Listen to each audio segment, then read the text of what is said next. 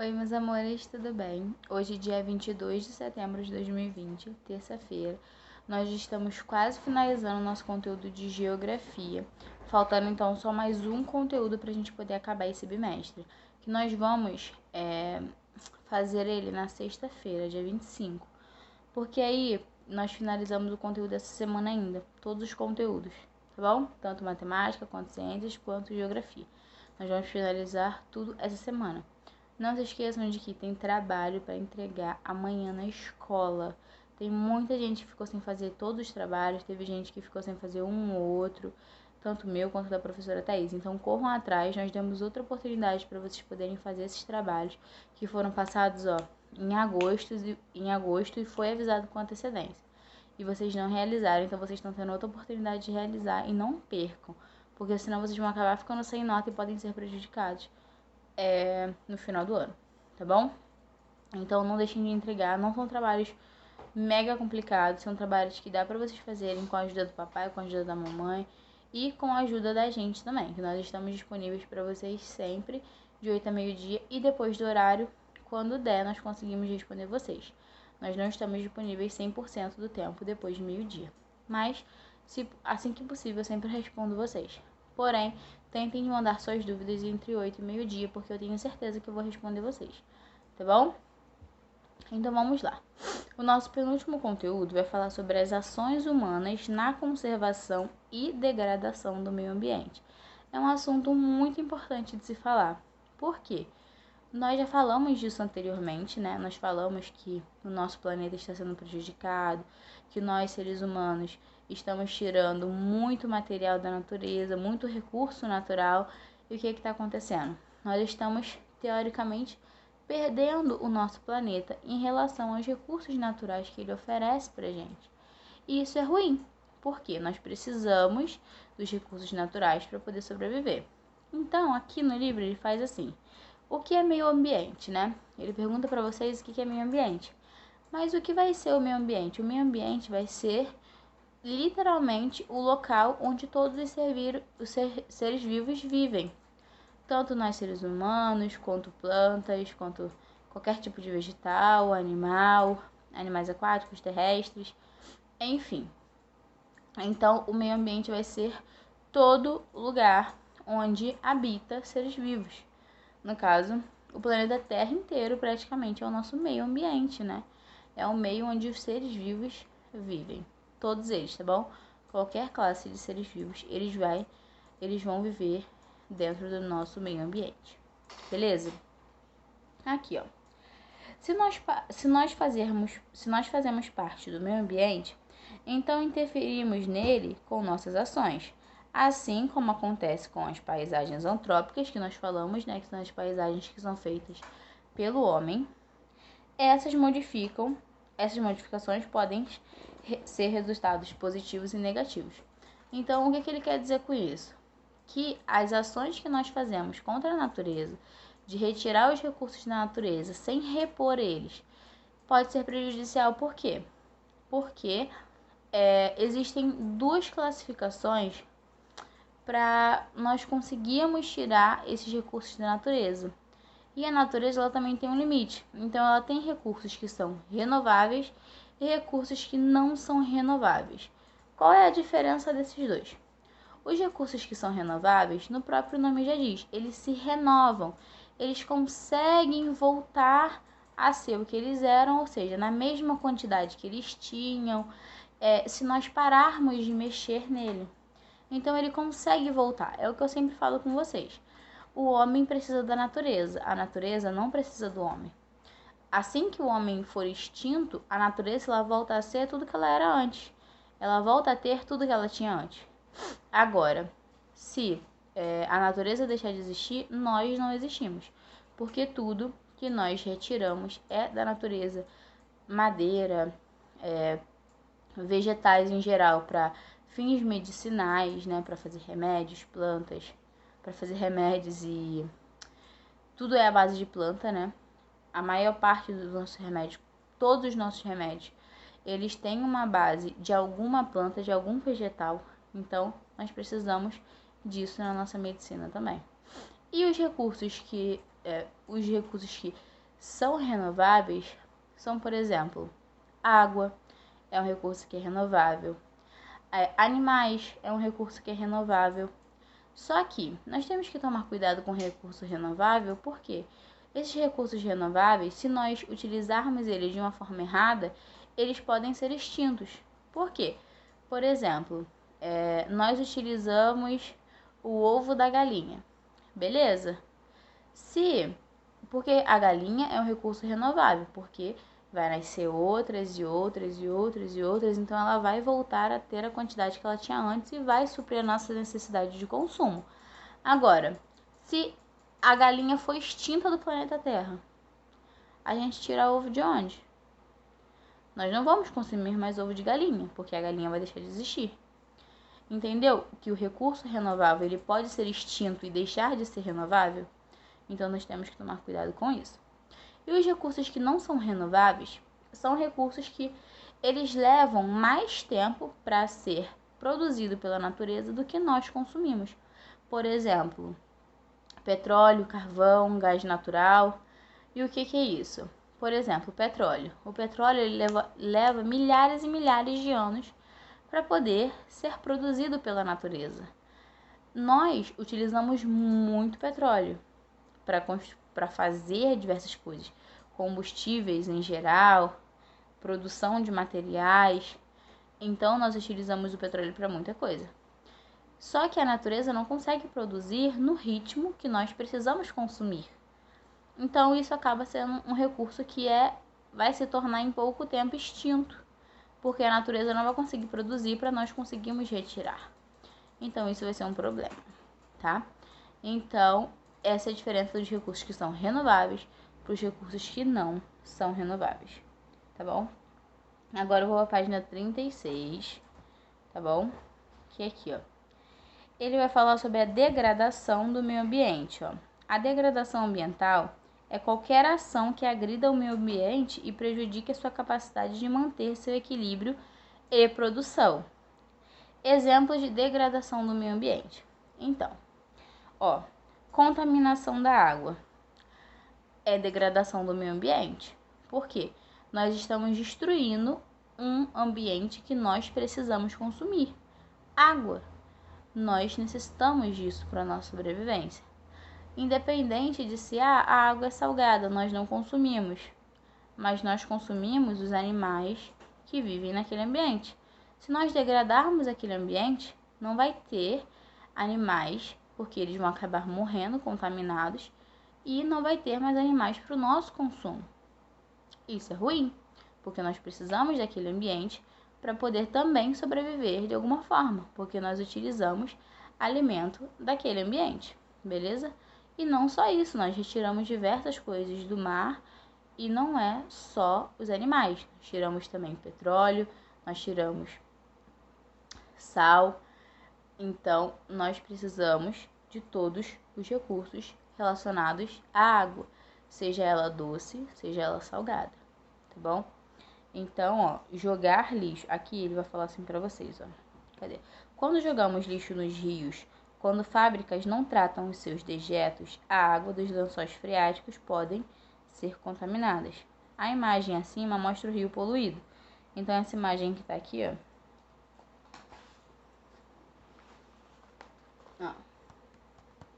Ela vai mostrar um rio poluído para vocês. Cadê? Portanto, ele foi impactado negativamente pela ação humana. Isso foi feito só pelo ser humano, até porque não tem como o animal contaminar o seu próprio ambiente, porque ele vive ali, então ele não vai contaminar. É igual, por exemplo, você não vai contaminar sua casa, você mora ali, certo? Desmatamento. Desmatamento é outro tipo de degradação da natureza. Por quê? Nós utilizamos os vegetais, em geral, plantas, árvores, para consumo de diversas coisas, como eu disse, tanto para usos medicinais, como para uso de construções, de materiais que nós utilizamos em casa, em lojas, independente do lugar que for, e também para a produção de objetos que nós utilizamos. É retirado matéria-prima de árvores, de plantas, de vegetais em geral, para nós fazermos o consumo de outros objetos, seja borracha, seja lápis, seja coisas que nós usamos no nosso dia a dia, que às vezes a gente até esquece que foi tirado de lá. Mas o desmatamento, ele é horrível. Por quê? Nós só tiramos e não repomos. E isso é uma degradação imensa. Por quê? Está diminuindo cada vez mais, e como que nós vamos repor essa quantidade que nós estamos tirando? É isso que nós temos que pensar. Sempre, se todo mundo que tirasse,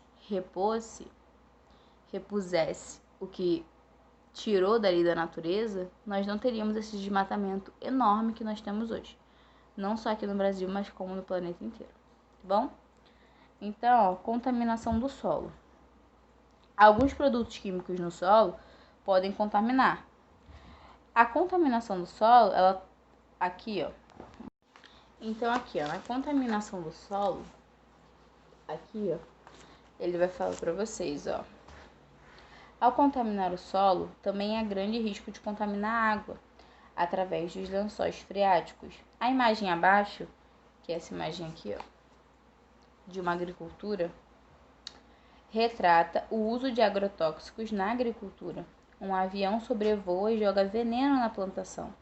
Essa ação impacta negativamente o solo e os alimentos produzidos, contaminando-os. Outra atividade bastante impactante é a mineração, com uso de mercúrio. Então, por que essa contaminação do solo pode prejudicar a água de certa forma? O nosso ambiente aquático também. Por quê? A planta, ela cria raízes até chegar em um ponto onde ela consiga absorver água. Mas se aquela planta está contaminada, a partir do momento em que ela toca na água para poder puxar aquela água, porque ela também precisa para poder sobreviver, automaticamente ela contamina aquela água. Então, a contaminação do solo, ela também pode acontecer, a contaminação dos nossos ambientes aquáticos, tá bom? A contaminação do ar. O uso de combustíveis fósseis no meio de transporte e nas indústrias vem contaminando o ar, sobretudo nas grandes cidades. Então, o ar poluído, na maior parte, vem dos combustíveis que são liberados, né, pelos meios de transporte e também pelas indústrias que fazem algum tipo de fabricação.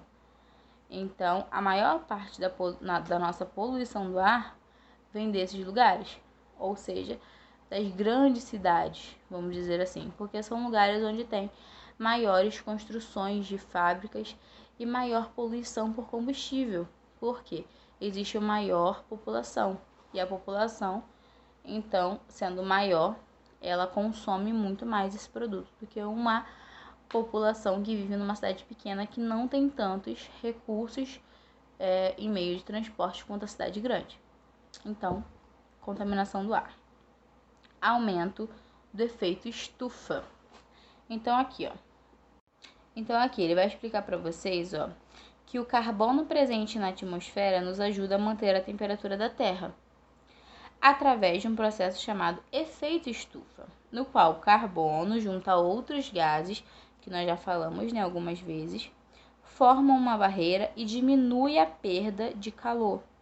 Porém, com mais gás carbônico sendo lançado na atmosfera, essa atividade humana aumenta esse efeito e faz com que a temperatura suba mais do que o normal.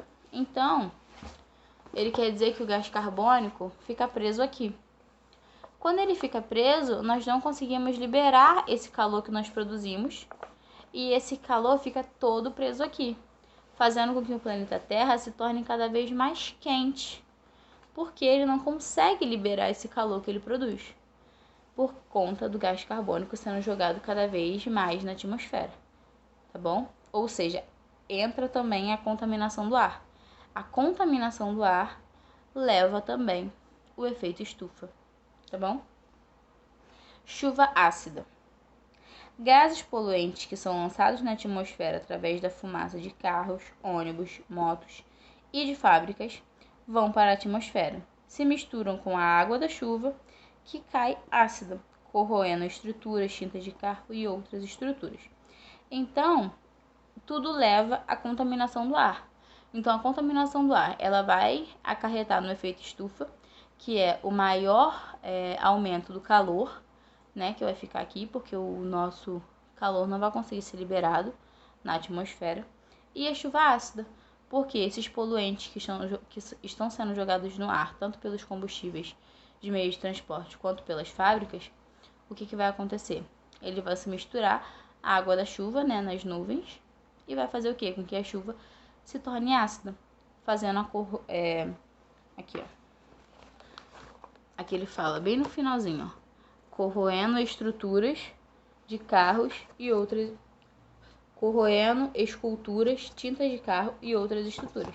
Então, esses tipos de material, como esculturas que ficam sempre expostos ao ar livre, quando acontece esse tipo de coisa com muita frequência, você pode ver que ele vai corroendo aos poucos, mas você consegue notar uma diferença. Isso é causado não só pela chuva ácida, mas por diversos outros fatores, como a nossa erosão eólica, a erosão fluvial, tanto da chuva quanto do vento. Então, tudo isso pode acarretar nesse mesmo problema, tá bom? E para finalizar, o meio ambiente como questão para a humanidade. Em um certo ponto, a humanidade chegou de começar a perceber de que precisava correr atrás do prejuízo que ela estava causando. E começaram a criar conteúdos mundialmente para fazer com que as pessoas se conscientizassem em relação ao meio ambiente. E aqui no livro ele vai dar 2 exemplos para vocês, 3 exemplos, que é a Conferência de Estocolmo, o Rio Cápsula da Terra e o Rio +20 e Cápsulas do Povo. Então, a Conferência de Estocolmo, o que ela vai levar em pauta? Aqui no final ela fala: as discussões contaram com a presença de representantes de 113 países.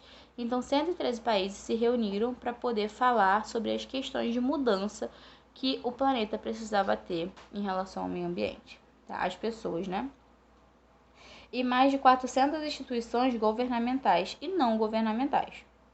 O final do encontro foi tirado um documento composto por uma lista de 26 princípios, ou seja, eles fizeram 26 princípios que orientavam as pessoas a ter consciência sobre o meio ambiente.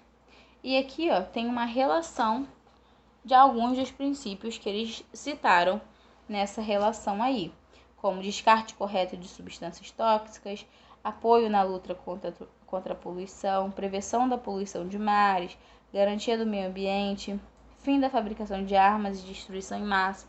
Então, são 26 princípios, e aqui só tem alguns, depois vocês leem tudo com calma, mas esse aqui são só alguns princípios que eles citaram nessa conferência aqui, tá bom?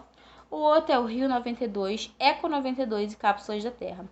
Então, o princípio do debate era sobre as medidas de diminuir os impactos ambientais para o planeta e garantir um futuro das próximas gerações. Ou seja, eles estavam pensando nas gerações futuras, nos seus filhos, nos seus netos, nos seus bisnetos, e pensaram em formas de conseguir melhorar isso. E o que eles pensaram para diminuir esse impacto? Ó?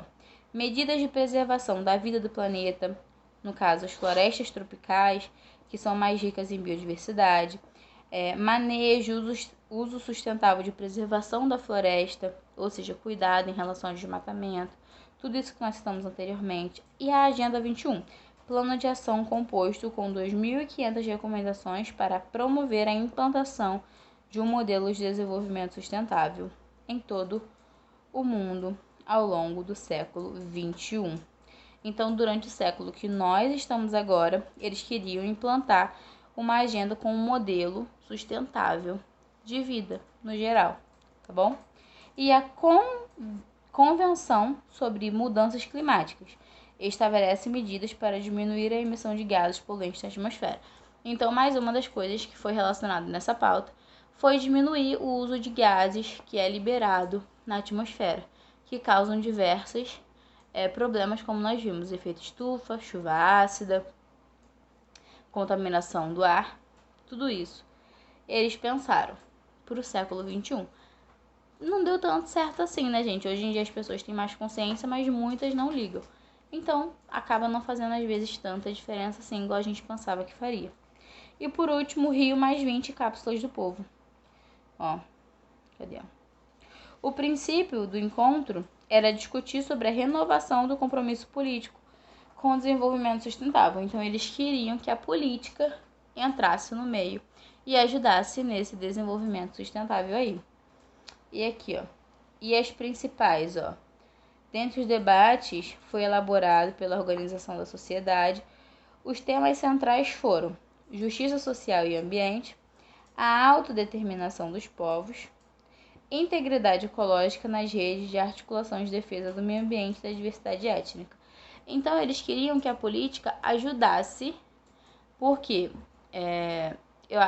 na época eles achavam, hoje em dia também, né, que a política tem que intervir sim em relação a questões ambientais, porque eles são os representantes do povo, nós elegemos eles como representantes do povo e eles precisam tomar a frente de certas coisas para poder o povo ter consciência em relação a tudo que ele está fazendo. E se o governo não tomar conta disso, o povo acaba se esquecendo. Então, nós precisamos dessa liderança à frente da política, tanto antigamente, né, nesses debates aqui, como hoje em dia também. E aqui, ó, os 3 R's: reduzir, reutilizar e reciclar. Então, ó, com o intuito de minimizar o desperdício de materiais e produtos, diminuir a necessidade de extração de matéria-prima, que é o que eu falei, né, o que é retirado da natureza, para a produção de produtos. Cadê, ó?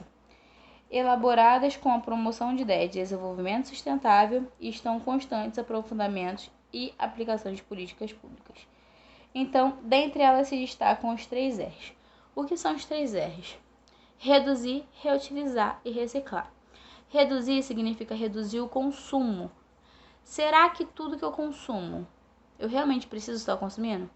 Eu consigo reduzir o consumo de água que eu tenho na minha casa?